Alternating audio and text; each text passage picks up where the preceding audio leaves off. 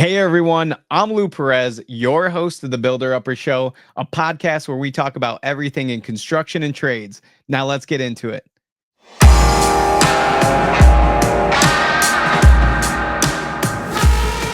I would like to welcome our guest, John Wiley, CEO of Mangieri Electric. Hey John, how's it going? Lou, I'm doing great. I'm doing good to be with you today. We've been planning this for just a little bit. Yeah. And you're a really busy guy. So I appreciate you opening up a time slot for me, and it means a lot.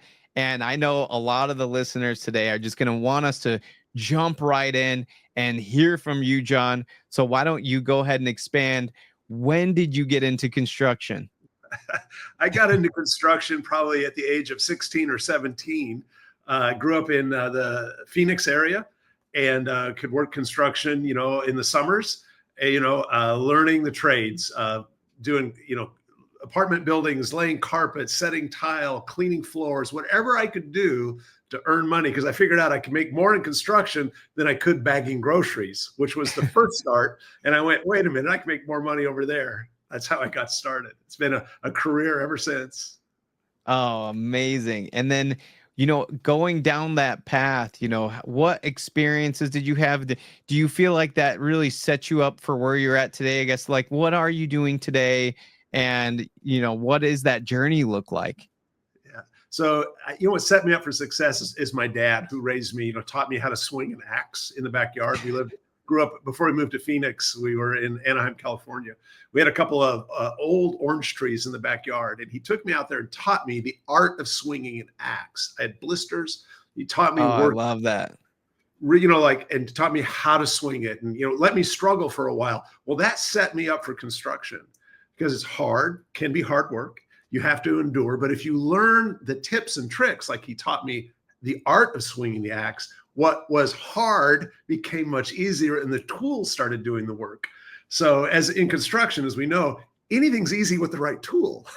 So anyway, that set me up, right, for success. And I learned to be, a really good tile layer. I started laying high-end tile, high-end tiles in tile showers, I'm trying to say, in high-end homes in the valley. And it just continued on, to hone the craft.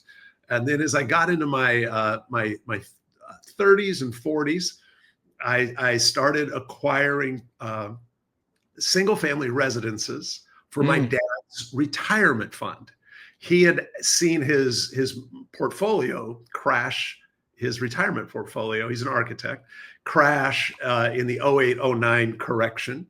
Right. Oh my gosh. Yeah, it was brutal. He lost 40% of his value. Oof. And he came to me and he said, son, if you could start any business, what would you do? And I knew exactly. I said, Dad, I'd buy this shopping center. Here's why. I told him Pizza Hut's coming out. We renegotiate the lease, do this, do that, hold it, fix this, fix that. Right. And all of my construction experience had given me not only the attitude that I can fix it, or I can bring in the right expert to fix anything that needs to be repaired. So we flipped a shopping center, and it went on from there that I started buying single family residences for his retirement fund. I made no money doing it. It was the joy of supporting my dad, right? And I had another full-time job, as a community leader. I'd bought a former hospital in Kansas City that had been abandoned for 10 years, and I was in the middle of repurposing that building for families that don't have anywhere to go, that have people with jobs. I repurposed that. So in the middle of that, I start this side gig with my dad. Well, that led to probably about 125 single family residences being acquired over time. That's a lot. It's a lot. And I did a lot of the work in the beginning myself, all the rehab, distressed assets, and got them up and got them rented and self-managed. And then started getting approached by other investors out of state. Hey, would you do it for me? Over that time, I became the national brand ambassador for Think Realty Radio and Think Realty Magazine. I'm all over the nation now teaching people, the simple little tricks I did. And always having that construction background, because I could walk into a house and within 15 minutes, I could walk out with a plus or minus scope in my head of what it'll really take to fix this house. And that took my real estate career, my not your traditional realtor, right, through the rocket, like a rocket. And then I'll wind this up on my path, right? So now I'm managing a lot of portfolio rehab for other people. Then I was finally approached in 2022 by a publicly traded fund that invests in single family residences for retirement funds that are managed. And they had a $60 million budget.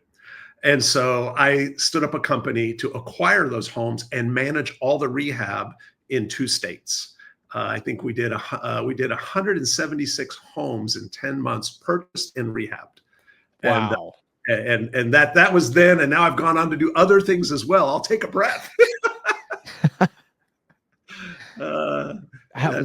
How do you find the time?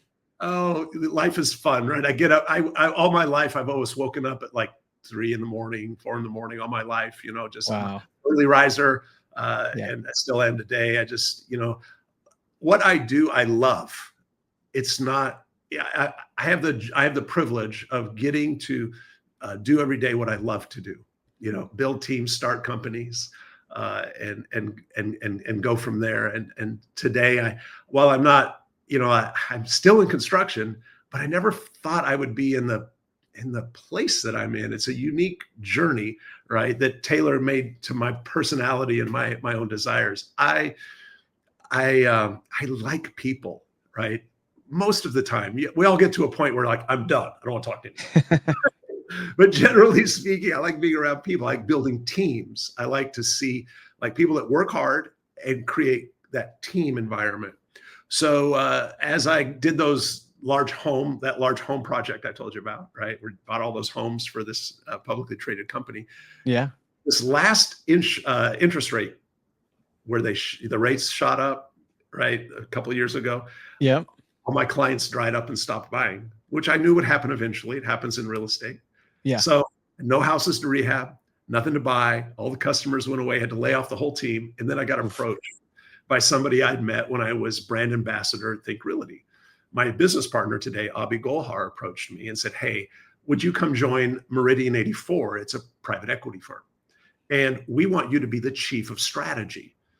My response to Abhi was, I know vaguely about PE, right? I have a concept of PE, but I'm not a PE guy. And he's pushed back and said, "We're not hiring you because everything you know about PE. You know people, you know how to figure out if the company we're looking to acquire has toxicity in it that's not showing up in the balance sheet," meaning people, teams, and clients and vendors, and you have this way of just like building that big momentum, right? And not because I'm the smartest, I just know how to surround myself with like really great people and get out of the way and let them do their job. Come do that for us. We'll make you chief of strategy. So they would look at all the numbers, bring me the companies, and my job is to get to know the owner, the seller, one-on-one, to know who they are, why they built their company, to get to know why they hired the people they did, why are you wanting to exit now?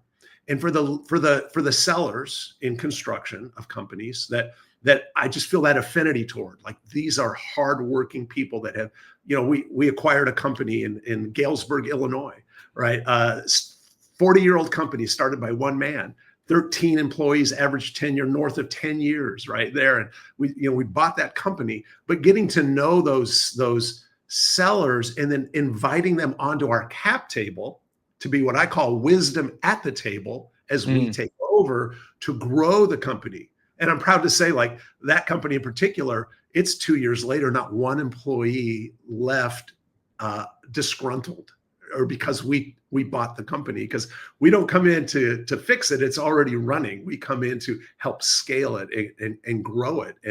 And so when we buy a company, I'm often the interim CEO in the construction space. Not always, but sometimes they'll appoint me as the CEO to help with the transition, like we did in Galesburg at Mangieri Electric. Wow. Okay. That's super impressive. There's so many things that I want to unpack in all of that. Yeah. I think the thing that stood out to me right away was the employees part. Like you must have done something in the process that built trust and really helped you. And maybe it was also the employees themselves and the kind of culture that you maybe even nurtured. So, expand a little bit. What is the company culture? What do you do with these employees and is there, any employees that you want to spotlight that help this, this whole process, I guess? Well, as chief of strategy for PE on the people side, right? Not the numbers guy, the people guy. I'm looking for my intuition to kick in, looking for that relational connection. I will green light a company to purchase if I believe we've got the ingredients with the right team in place. Doesn't mean have to be the team's fully assembled. It doesn't even mean that people inside the company are necessarily in the best seats. I want to keep them all, but we may do a little reshuffling very slowly. But I'm very aware of what their gifting is because I've taken time, most importantly, before we buy a company, there's a one-on-one with me and we just sat down and talk. And I listen to their heart's desires, the key leaders, and I'm just observing. And I do that for about 6 months while the company is running. They don't need me to run the company, right? The company's running. I'm more concerned about the people. And so it gives me confidence when people like Julie Warner, our CFO, she was keeping the books and realized, and this is not a shot to the previous owner. The previous owner was running his business his way. He wasn't running it wrong, but we realized that Julie had far more capability. And we were able to bring her to become our CFO. And she's doing an amazing job. And as we've scaled and grown, and anytime you hand off a company, there's usually a little bit of a flat line before you start to tick back up. She's managed that little normal flat line. And now everything's starting to point up a little bit. And she's doing an amazing job. We hired a great general manager. Chuck Ducey left another company in the Midwest to come and join us, moved his family to Galesburg because he saw what I saw, an amazing company with a great team. Jeremy Smith, been there for so long, running the teams out. Rick Kent, our lead electrician, I call him. He's been there for, I don't know, I've lost track of how many years. Former Marine, been there 17, 18 years. Like without these people, number one, we wouldn't buy. And number two, I wouldn't have the confidence to know that we are growing because you can have a company, but if you don't have the right team, it's a grind. How did you get so in tune with getting to know people? Like, is this something that was like you did that when you were a kid and like, you just talked to everybody, I guess, or did it come from your parents? Like how did you get this skill that, they can't really teach this in school? Yeah. Well, I had a tough childhood growing up. Some people do, some don't. I was on my own at 15, which is why I was working. Wow. 15. 15. Yeah. Wow. And so I was, couch surfing a lot at 15 and 16, trying to figure out what I'm going to do in life, which is how I ended up in construction. Right. Yeah. And it gave me focus. And then at a young age, around 2021, out of the overflow of who I am, right? Not as a job. I started hosting conversations in my home with people who wanted to talk about the Bible or talk about God or religion, right? And it just kept growing and growing. And over the course of my life, while I've always been in construction, I've given birth to 3 different churches. Some of them grew really large. Oh, and so I love that. I learned the art of, it's not about me. They didn't come to hear me talk. It's about them and their journey. Right. So 30 years of pastoring startup congregations, again, out of the overflow of my life, not as a profession or as a job, right? Creating community, closely held community. So I bring all of that skill set that I learned through the art of listening and standing with people through difficult times. Families face hard decisions, transitions and marriages and loss of parents and children that you say, you did what? And they want to come talk to the pastor, right? And learning the art of just helping people through tough times is what really, to be honest, is what developed these skills in me. Oh my gosh. We're going to clip that. I'm going to share it with everybody. That's an amazing story. That's phenomenal. And it's cool. Like I just learned a new fact about you, Mr. John Wiley, right on this podcast. You're a brother in Christ. I love that. It's amazing. And the mission that you were on, that of course God put you down that path. Sounds like an amazing journey, even though you had adversity to overcome in the beginning. And where you're at today is absolutely phenomenal. I mean, people look at the story of John Wiley today, PE owner, you got the electrical company, you're, super successful, but they don't realize the path that you went down to get to where you're at today. It's pretty remarkable. Wow. That's really cool. So I see that's where a lot of the, people skills came from. I mean, it's almost you learned from the school of hard knocks. Well, what I learned was that which you seek to receive, first seek to give away. So I want deep, meaningful relationships in a broad network of people that I can serve, and then they can serve me when I need help.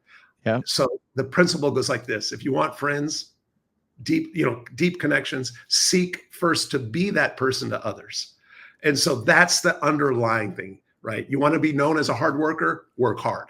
You want to be known as deeply connected and a guy to call when there's trouble on the line, and you've got other people you could call to bring help. Be that guy first to others, and you'll receive that back. And that is the foundation that has built everything in my life, not because I'm the smartest person in the room. I just, have taken this approach. I told you I bought a hospital in Kansas City right next to Arrowhead Stadium. I didn't buy it for me. I didn't buy it to become known, although it hit the national wire when I bought this. I used to be on city council in the area, right? Former councilman buys hospital. Nobody knows why, right? Well, I bought it for homeless families. It was about the families, not about what I did. It was about them and repurpose that hospital. And that's how I look at the companies that we buy. We're continuing the story of a founder who loves their employees, loves their vendors, loves their customers. And for whatever reason in their personal life, there's no one there to take that company on. They want to sell it. And they're looking for groups like ours that will continue that legacy and not come in and shut the thing down. Wow. This is, really, really incredible. And the experience that you have in business, I'm sure you've learned some secrets to scaling. Is there anything that you want to share with listeners? I mean, your experience is pretty awesome and very deep. So it's like, is there anything that you want to share, or even a position that you're in today that you could probably share some of this information one-on-one with people to help them with scaling their business? Absolutely. It's really a role I've stepped into now. I'm still involved with the PE firm. I'm still chief of strategy. And over that course of that time, just to quantify and what I'd like to accentuate moving forward to your question, I've looked at hundreds of companies with my two partners, Dr. Phil Hearn and Abhi Golhar. We've looked at hundreds of companies, and many of them we wanted to buy, but we have to say no. And sellers who wanted to sell to us, and a buyer who wants to buy. And because we're bringing lenders to the table with us to help us with our terms, right? We've got our own skin in the game, but we're bringing in a capital partner. We don't have outside investors. We bring in traditional lenders. So the lender's looking over our shoulder under the hood at the company we want to buy. Here's the challenge. Out of hundreds we would look at, most of the time the answer would be no. The company's great. It's profitable. I want to buy it as a chief of strategy, people person, but the numbers don't work. Hundreds of companies we couldn't say yes to, and we wanted to. I started getting frustrated, Phil, really frustrated, because I'm meeting good people who want to sell and move into retirement, or just sell, stick around and help build it to the next level, right? Yeah. And we would have to say no, and they want me to buy their business. And so out of that frustration, because here's the stat, I'll give you a stat. 8 out of 10 businesses in the United States that go up for sale will never sell. 8 out of 10. And I was witnessing those stats go across my desk constantly. 8 out of 10 will never sell to anybody. Here's why. They're great companies. They're not ready to go to market. And nobody told the owners what to do to prepare for an eventual exit. Doesn't mean you want to exit next year. I'm talking about no matter when you start a business, you should know your trajectory. You should have the end in mind. It doesn't have to be date specific, but know how to build your company so that when you do want to exit, you're able to exit for full valuation, and you won't get all these people wanting to buy looking in and having all their lenders go, don't touch it. Because what I found is there's usually a handful, 4 or 5 or so, key items that are suppressing company value, key indicators that the owners are unaware of. They're what I would say ignorantly unaware that these things are dramatic. They're profitable, they're making money, but it's not preparing the business for exit. So I have a company today called Exit Factor, and I focus on that. I'm a strategic advisor to Meridian 84, the PE firm, and now I'm a strategic advisor to Exit Factor, both in the whole valley of Arizona, the Arizona Valley, as well as Atlanta. I help there in office as well. And so what we do is we partner with companies who they know holistically they should be finding the things that would suppress their value, and they want to engage us. So what we do is, real quick, we do an assessment to assess their exit readiness. Doesn't mean they're going to sell anytime soon, but we're going to act like the buyer. We're going to act like the buyer's lender. We're going to look under the hood and do a complete due diligence and bring a comprehensive, about 50-page report and put it at the ownership groups in front of them and go, here are the 5 things we found that are suppressing your future valuation, affecting you today. And if we don't get these corrected, they will affect your exit at the end. That's one thing to point it out, but it's another thing to say, and here's the plan to fix it. So we engage with them for a 1 year, 2 year, 3 year consultative arrangement, very affordable, to help them get that trajectory. And so here's 2 key things, and I'll get off this. Number one, we've got the data that proves it nationally, because now we're in 13 plus states and growing, and 24 locations, and those numbers are outdated, I'm sure. But we've got all this data that backs us up. And so here's the stats. Companies that engage us inside of Exit Factor see a 25 to 35% increase in profitability before they ever go to market. That's a lot. That's a lot. Okay, not new top line revenue, increased profitability, because we're going to work on the things that we discover that are kind of causing the company to wobble, right? You're fixing the leaks. Yes. Then the last stat I'll throw at you is when they do decide to exit. Now, we know what their valuation was when they come in, because we do an actual valuation on what the company's worth today, find what's suppressing it, what it could be worth, right? So now at the end of our engagement, we have another exit assessment, the same one we did at the beginning. So now I have quantifiable data. We started here, today we're here. With that data, I can tell you nationwide, our clients see an average increase of valuation 56.7% higher. That's a lot of money. That is a lot. It's a lot of money, right? 56? 56.7. Don't take away my 0.7. 56.7. That means the seller. You might get a lot of phone calls after this. the seller knows, if they want to speak to me directly, we'll give them some contact. If they're going to Google Exit Factor, they may get another location. All locations are independently held, owned, and operated. I would say go to John. Talk to John Wiley directly. Or I'll connect you to an office close by you. But we've got an amazing team here inside my company with 5 full-time people helping do these conversations, and we can help anybody, anywhere. I'll connect you to the right person in a market close to you. But the bottom line is, here's the owner, right, getting to exit for the full valuation. Now, the buyer's still going to look at everything, and the lender's still going to look, but when they look under the hood, there's nothing to kick on, nothing to beat them up over. It's fully valued, and these businesses sell faster and they sell for more money because they're ready. And PE firms or standalone buyers will pay a reasonable fair price with a proper multiplier if the company's healthy. Yeah. How do you I mean, there must be a way. I know that you're offering up like advice and you're the go-to thought leader on, and your team knows all the, Yeah. inside information. Um, do you ever leverage technology to help scale the businesses? Yeah. So absolutely. Let's talk about Mangieri Electric, right? Okay. So that's where I'm an interim CEO, right? I'm interim there. We've got a great team. And I'm probably backing myself out of that role really soon. But whether it's at where I'm at now at Mangieri or over at Exit Factor, what we're doing is when we look under the hood, like let's use Mangieri as a case study or an example. Great owner, wonderful company. Then when we bought it, but what we discovered was there's no CRM. It lived on everybody's cell phone. We discovered that they're doing payroll to Julie's.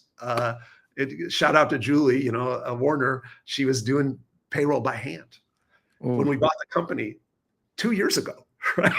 And so we look at that and go, oh, and then the estimating software had not been updated. The update feature had been turned off. So we were operating on a years old estimating software platform because the previous owner didn't want to let updates come in and have something not work. So this great company, wonderful employees, but the tech package felt like the Stone Ages. Right? Not a reflection on the owner poorly or the people that are there. We just knew we could come in and here's a value add. We can increase the efficiency of the company with great employees. So we brought in, we got rid of an old Sage. We were operating on Sage 300, I think, something like that. And so now we're moving over to Sage Intact. And nice. So in reaching out to Sage, we found lumber. And of course, that's how I met you, right? Yeah. And so we're actually onboarding. I don't know if you know this or not, Lou. You may know. I saw emails flying. Our teams are meeting and we're implementing like in the next couple of weeks, right? Over at Mangieri, implementing lumber in, and that's how you and I meeting months ago. So and then companies like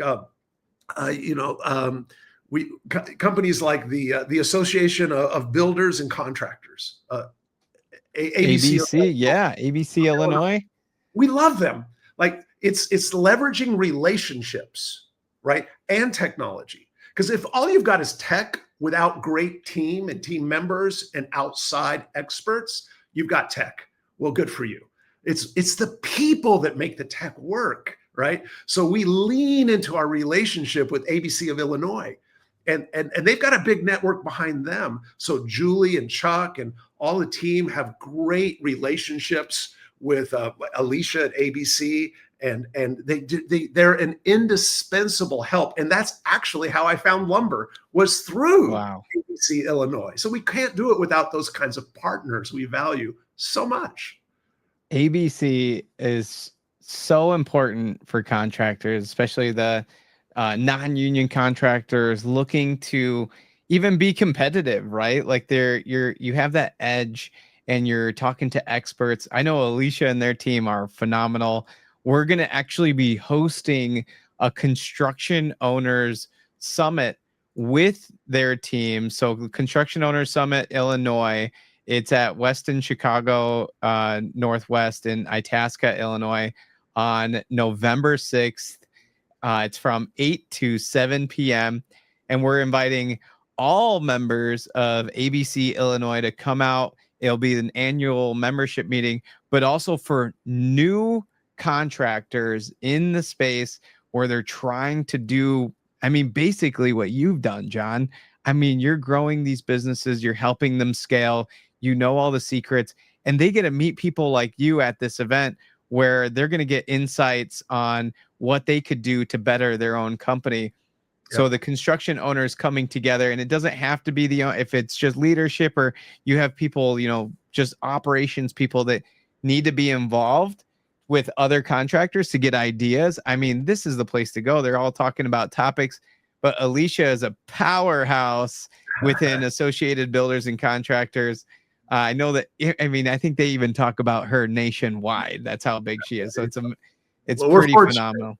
We're the lucky you guys are super fortunate to be part of that chapter, and everything that she's doing to help be on the innovation side for contractors, and the little agenda of just helping people and assisting and serving. I mean, that's what you're doing, that's what I'm doing, that's what Alicia's doing. You're seeing that the passion kind of just run right through, and there's other people that are benefiting from all of this giving. We're all giving, and it's just helping each other, and it's a beautiful picture. Yep. I have found that when you give like that, money always follows behind, right? Yeah. It always does. When I say I bought a former hospital, I didn't buy it because I had the money in the bank. I just knew it was the right thing to do, and the money came behind. People were generous when we stood up that not-for-profit. When you're generous with your time and with ABC and helping them, and they help us, the monetization's automatic. Everybody, all boats are rising together. I love what I do. I love where I am in life. I look at where I started and I look where I am. I'm living my best life, and I love it.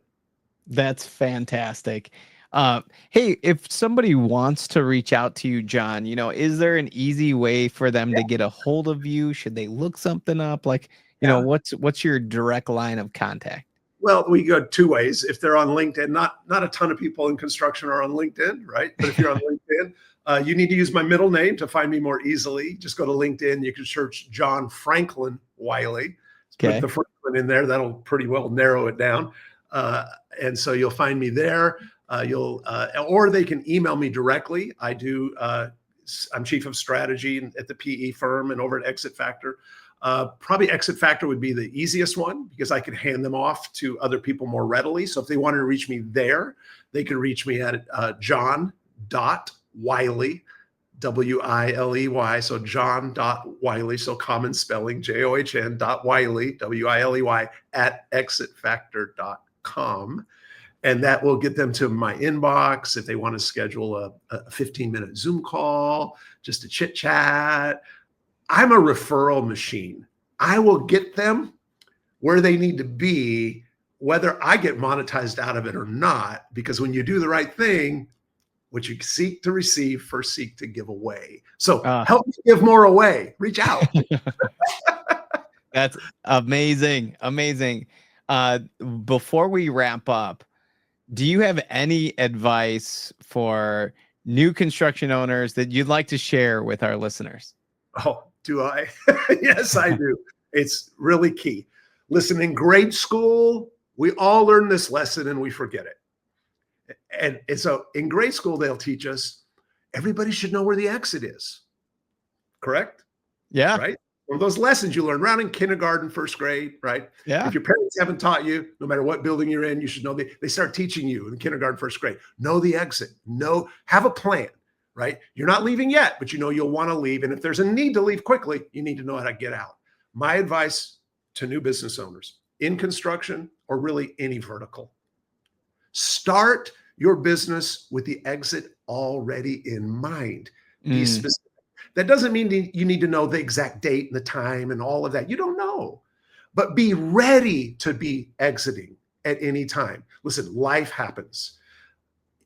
I've worked with so many people who want to sell, who had a life event that's forcing them to sell, right? Unplanned or planned. But if you know you're always ready, when life does happen, you're ready. So start with the end in mind is the most wisdom that I could offer at this juncture. That's so strong because not a lot of people do think about, what does the end look like for a business?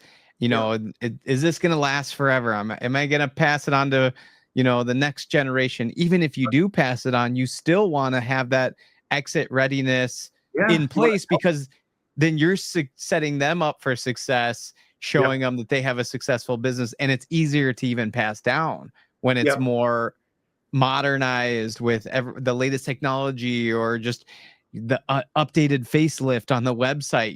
It's not a website from like the 80s or 90s. Like everything is actually in place and it looks good.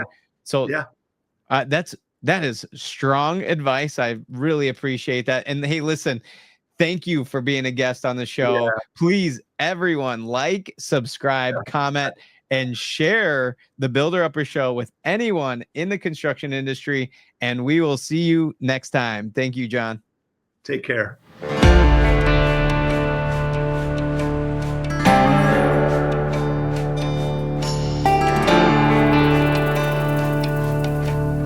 If you're a construction contractor and would like to appear as a guest on our podcast, write us an email. It's lou@lumberfi.com.